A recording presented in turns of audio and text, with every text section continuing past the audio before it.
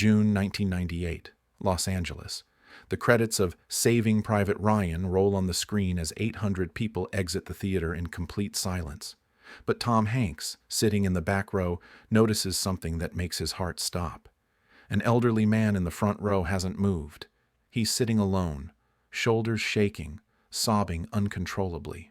Tom walks down the aisle, not as a movie star, but as a human being who needs to know why. What this 87-year-old D-Day veteran whispered to him in that empty theater didn't just change Tom's life. It changed how he understood everything he thought he knew about war, heroism, and the price of silence. He heard a confession that had been buried for 54 years, a truth so painful that this decorated war hero had never spoken it aloud to anyone. And what Tom Hanks did with that truth would honor not just one veteran, but thousands of forgotten heroes who carried their wars home in silence. If you're ready to discover the moment that transformed Tom Hanks from an actor playing a soldier into a lifelong advocate for veterans, hit that subscribe button and ring the bell. This story will show you that sometimes our most important roles happen off camera.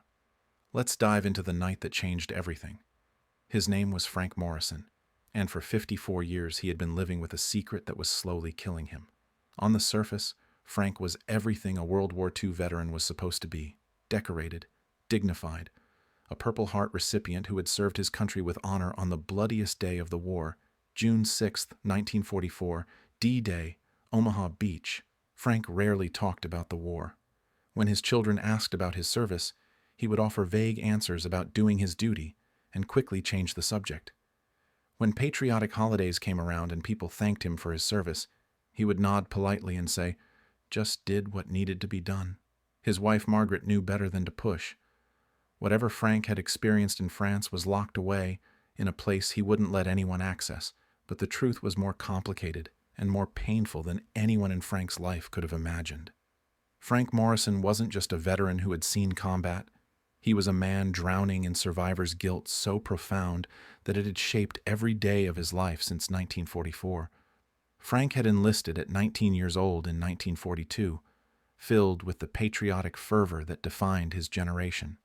He was assigned to the 116th Infantry Regiment, 29th Infantry Division, one of the units that would spearhead the assault on Omaha Beach.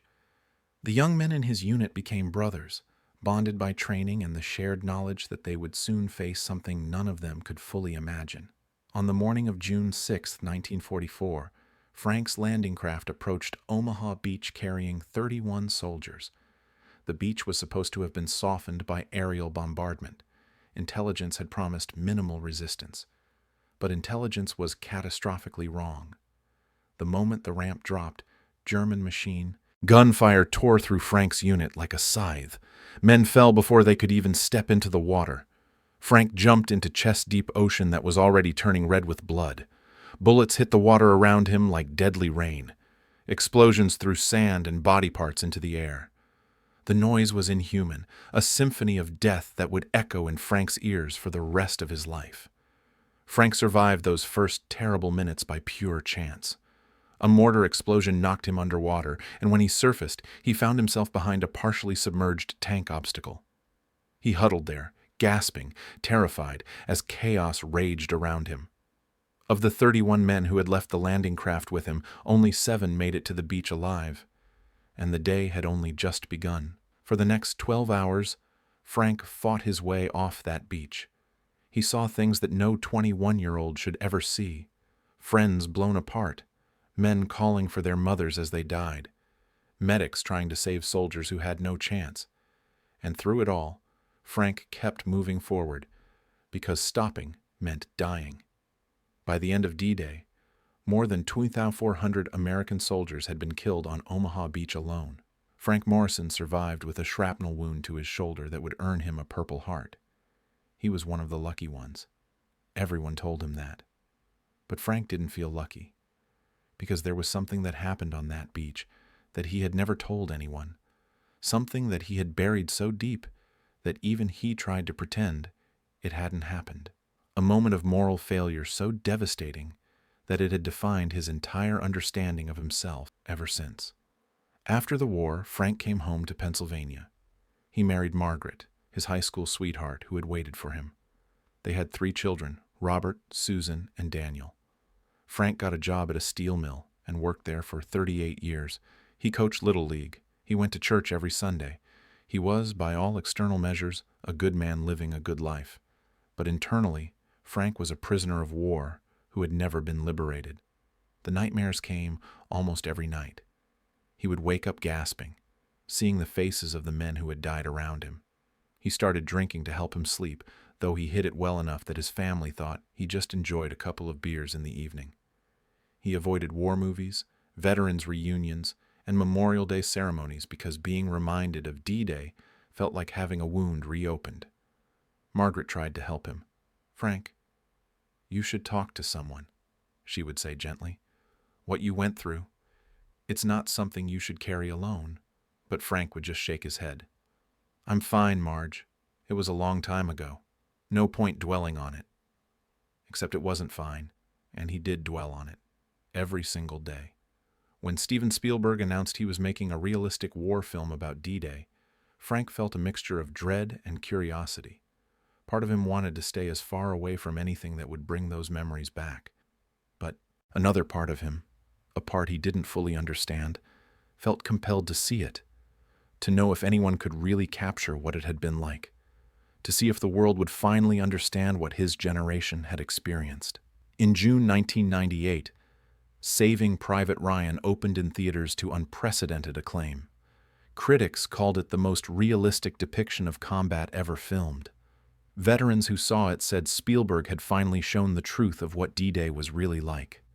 Some veterans walked out of theaters because it was too accurate, too triggering, too real. Frank read these reviews with trembling hands. For weeks, he debated whether to see the film. Margaret encouraged him not to. "Why put yourself through that, honey? You lived it. You don't need to relive it." His children agreed. "Dad, you don't need to prove anything to anyone." But Frank couldn't let it go, because he realized that for 54 years he had been silent about the most important experience of his life. His children didn't really know what he had been through.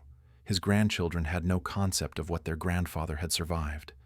And the secret he carried, the moment that defined his entire sense of self, was going to die with him if he didn't find some way to face it. On a Tuesday afternoon, Frank told Margaret he was going to the hardware store. Instead, he drove to the local cinema alone. He bought a ticket for the 2 p.m. showing of Saving Private Ryan, a matinee when the theater would be less crowded. He wanted to be able to leave quietly if it became too much. Frank sat in the front row, something he never normally did. But he wanted to be immersed. He wanted to feel it. And when the Omaha Beach sequence began, Frank Morrison felt like he had been transported back 54 years to the worst day of his life. Spielberg had gotten it right. Terrifyingly, devastatingly right. The chaos, the violence, the randomness of who lived and who died, the way men's bodies came apart under machine gun fire, the sound of bullets hitting water and flesh, the screams, the blood, all of it. Frank sat frozen in his seat, tears streaming down his face as the film showed the world what he had experienced. And then came a scene that broke him completely. A scene where a soldier freezes in fear, unable to move forward, while his brothers in arms die around him. A scene that showed the terrible human reality of combat, that bravery and cowardice often exist in the same person, sometimes in the same moment. Because that had been Frank's secret. The thing he had never told anyone. The moment that had haunted him for 54 years. On Omaha Beach, when Frank was pinned down behind that tank obstacle, he heard someone calling for help. A voice he recognized, his friend Jimmy Castellano from Brooklyn, who had been on the landing craft with him. Jimmy was wounded, lying exposed on the sand about 20 yards away, calling Frank's name. "Frank! Frank! Help me!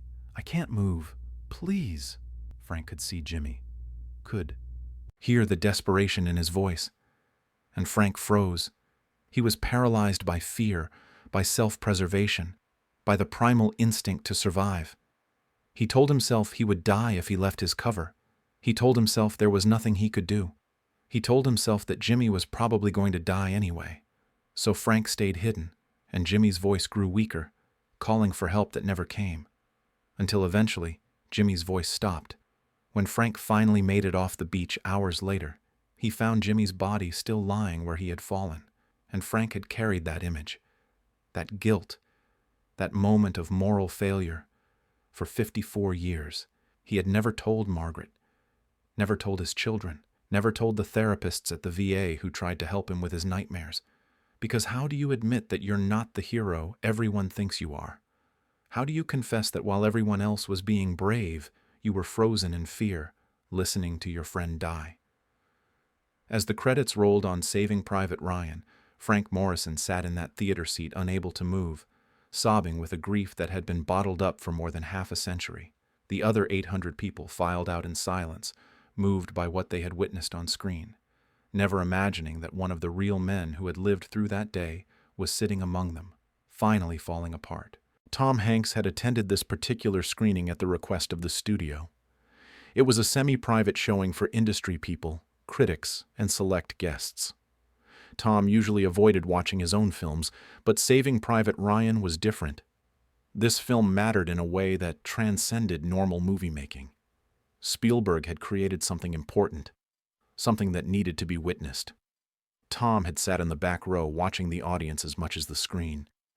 He saw people crying during the beach sequence, saw some cover their eyes, saw others sit in stunned silence. The film was having exactly the impact they had hoped for, forcing people to understand the true cost of the freedom they enjoyed. As the credits rolled and the lights came up, Tom remained seated, watching people slowly file out. The theater emptied in near silence. No one felt like talking after what they had just witnessed. That's when Tom noticed him. An elderly man in the front row, still sitting, his shoulders shaking. The theater was almost empty now, just a few stragglers making their way to the exits. But this man hadn't moved at all. Tom's first instinct was to give the man privacy, but something about the intensity of the man's grief made Tom feel like he couldn't just walk away. This wasn't someone crying because a movie was sad. This was something deeper, something real. Tom stood up and walked down the aisle. The theater was now completely empty except for the two of them. As Tom got closer, he could hear the man's sobs, deep, wrenching sounds that spoke of years of pain finally breaking through. Tom sat down in the seat next to the elderly man and spoke softly. "Sir, are you okay?" Frank Morrison looked up, startled, and found himself face to face with Tom Hanks. For a moment, he didn't know what to say. Here was the man who had just portrayed a soldier on screen, sitting next to a real soldier who had lived through what the movie depicted.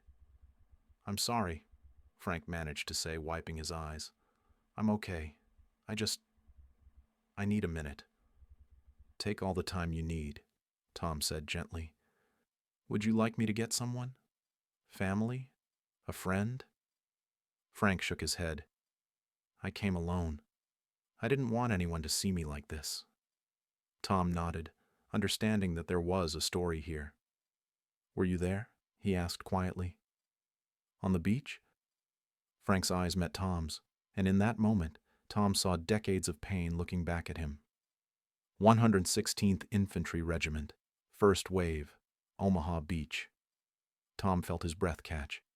He was sitting next to a real D-Day veteran, one of the men who had actually lived through what he had just portrayed on screen. "Sir, it's an honor to meet you. What's your name?" "Frank Morrison." "Frank, I'm Tom." "I know who you are," Frank interrupted gently. "You were good. In the movie. It was very accurate." "Thank you. But I can't imagine what it must have been like to watch that if you were actually there. I'm so sorry if it brought back difficult memories." Frank let out a sound that was half laugh, half sob. "Difficult memories.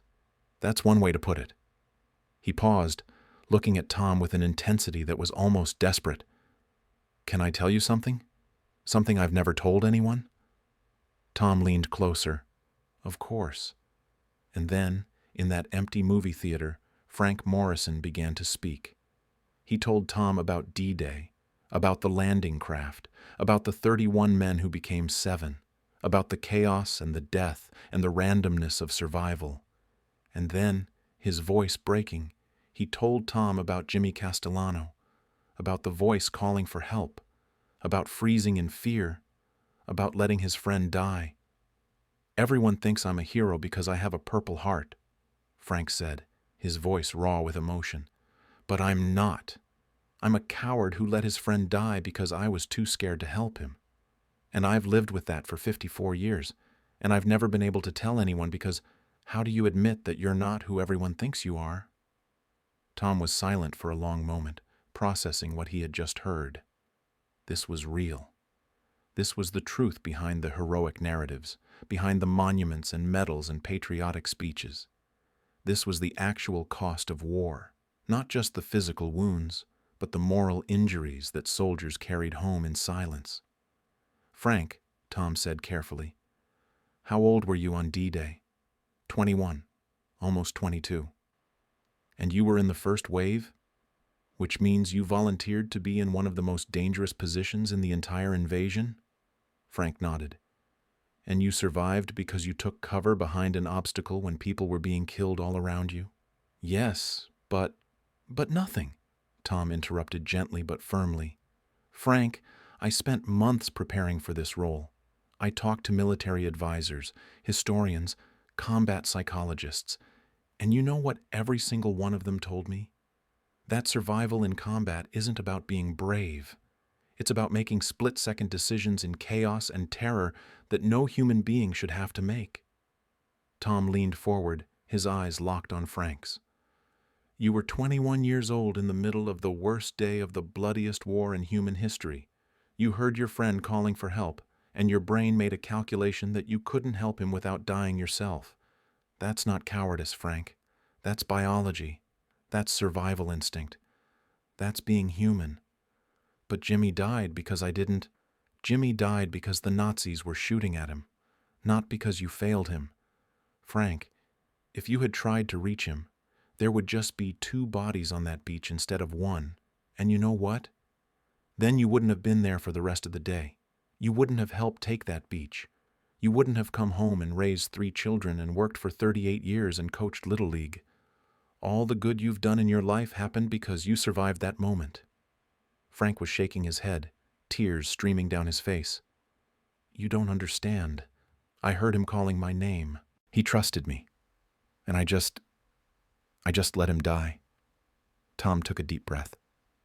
"Frank, can I ask you something? How many men from your unit died that day?" "Most of them. Maybe 24 out of 31. "And of those men who died, how many do you think were calling for help? How many were calling for their friends, their medics, their mothers?" Frank thought about it, the reality hitting him. All of them. They were all calling for someone. Exactly. And how many people do you think heard those calls and couldn't help because they would have died too? How many soldiers do you think are carrying the same guilt you've been carrying? The same secret shame that they couldn't save everyone? Frank was silent, this perspective slowly penetrating through 54 years of self-blame. Tom continued, his voice soft but insistent. "Frank, you've been punishing yourself for being human in an inhuman situation. You've been holding yourself to a standard that no one could meet. And you've been carrying this alone because you thought admitting it would make you less of a hero. But I'll tell you what makes you a hero, Frank. You survived. You came home. You built a life. You raised a family. You kept going despite carrying this weight. That's heroism. Not the absence of fear, but the courage to keep living, even when you're broken inside." The words hit Frank like a physical force. For 54 years, he had defined himself by that one moment of fear. And here was Tom Hanks, an actor who had spent months studying soldiers in combat, telling him that he had been wrong, that his guilt, while understandable, wasn't deserved. "I don't know if I can forgive myself," Frank whispered. "Maybe not today," Tom said. "But Frank, you need to tell your family, your wife, your children. They deserve to know what you've been carrying, and you deserve to stop carrying it alone." Frank looked at Tom with an expression of fear mixed with hope. "What if they think less of me?" "They won't, because they love you, and because they'll understand what I understand." that you're not a coward who failed his friend. You're a survivor of trauma who has been torturing himself for decades over something that wasn't his fault. Tom stood up and offered his hand to Frank. Come on, let's get out of this theater. Where did you park? As Frank stood on shaky legs, Tom kept a steadying hand on his arm. They walked up the aisle together, through the empty lobby, and out into the bright California sunshine that seemed almost jarring after the darkness of the theater. Frank, where do you live? Tom asked. Pennsylvania, just outside Pittsburgh. I'm visiting my son here in L.A. Is he expecting you back? Frank shook his head. Not for a few hours. I told him I needed some time alone. Tom made a decision in that moment that would change both their lives. Frank, I want you to come with me. There's someone I'd like you to meet. Tom Hanks drove Frank Morrison to a quiet coffee shop in Santa Monica. Frank was confused about where they were going and why, but he trusted this stranger who had somehow understood what no one else had in 54 years. At the coffee shop, Tom made a phone call. 20 minutes later, a man in his 70s walked in and Tom stood to greet him. Frank Morrison, I'd like you to meet Captain Robert Sullivan, U.S. Army retired. He was at Omaha Beach, too. Dog Green Sector. Frank stared at the other elderly man, recognition dawning. This was another survivor, another man who had been there on the worst day. Over the next 2 hours, Tom sat and listened as Frank and Robert talked. Robert shared his own stories of D-Day, his own moments of fear and survival. And slowly, carefully, Frank told Robert what he had told Tom about Jimmy Castellano.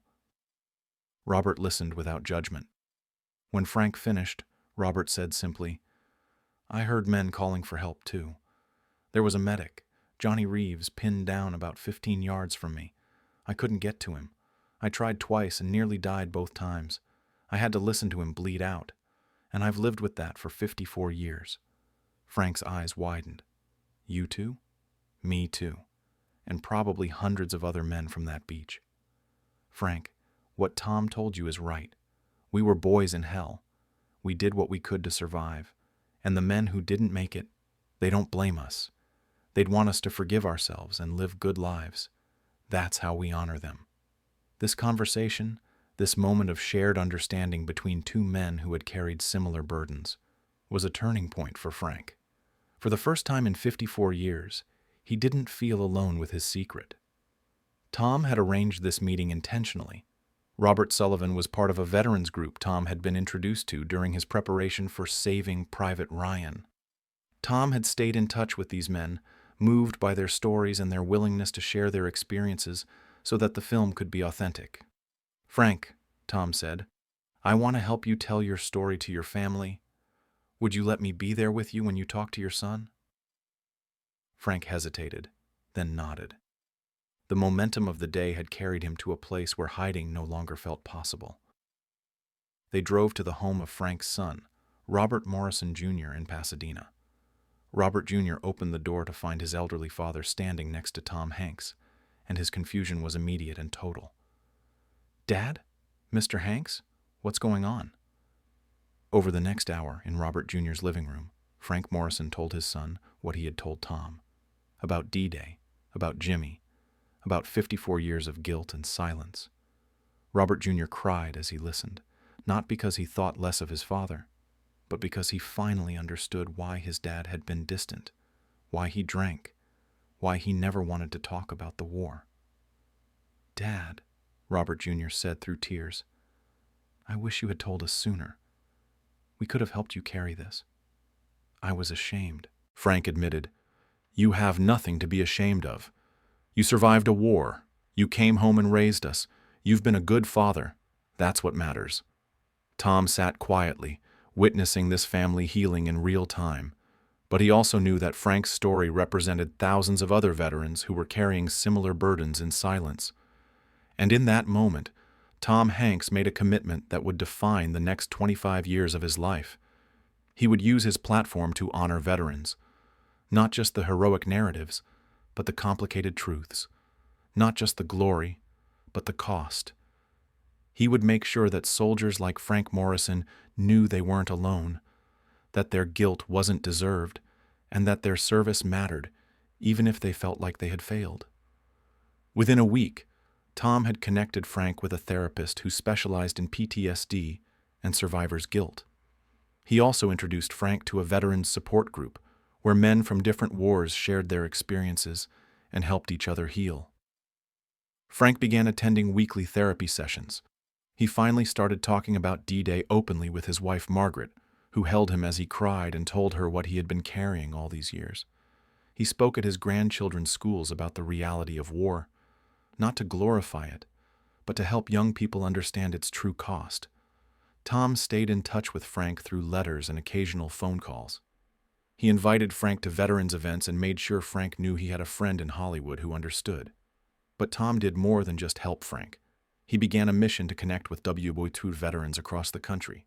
He attended veterans reunions, listened to their stories, and helped amplify their voices.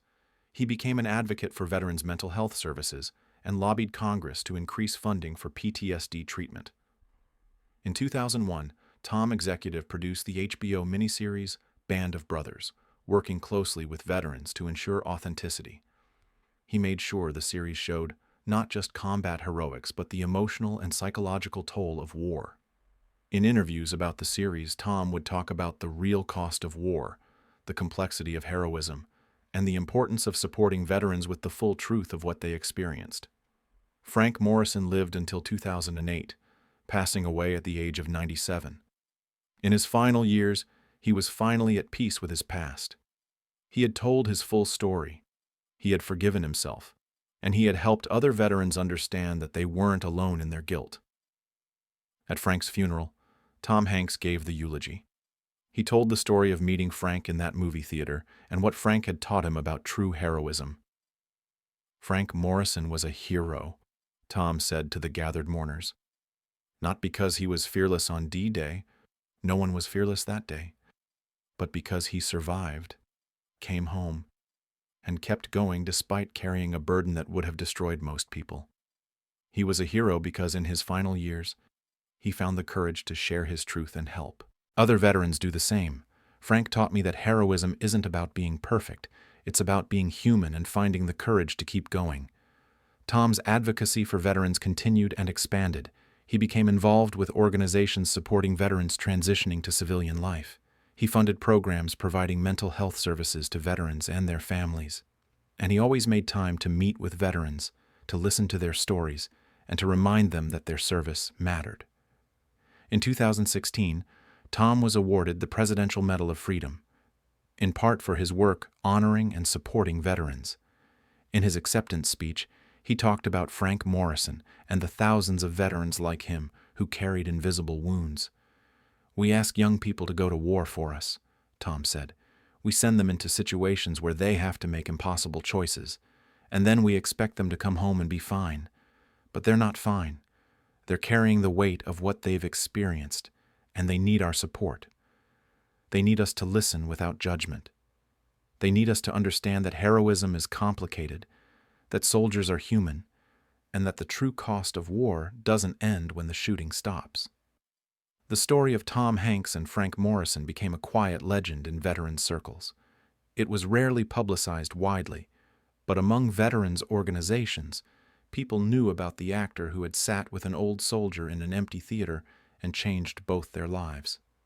Frank's son, Robert Jr., became involved in veterans advocacy himself, inspired by his father's late-life courage and Tom's dedication. He started a program called After the Battle that provided free counseling to veterans struggling with moral injury and survivors' guilt. Frank's daughter Susan became a researcher studying PTSD in combat veterans, using her father's experience to inform her work. And his youngest son, Daniel, joined the board of a veterans organization, dedicating himself to helping soldiers get the mental health support they needed. The ripples from that day in the movie theater spread far and wide, touching lives that Frank Morrison and Tom Hanks would never know about. Veterans who heard Frank's story through the support groups felt permission to share their own. Soldiers who learned that even heroes felt fear and guilt were able to forgive themselves.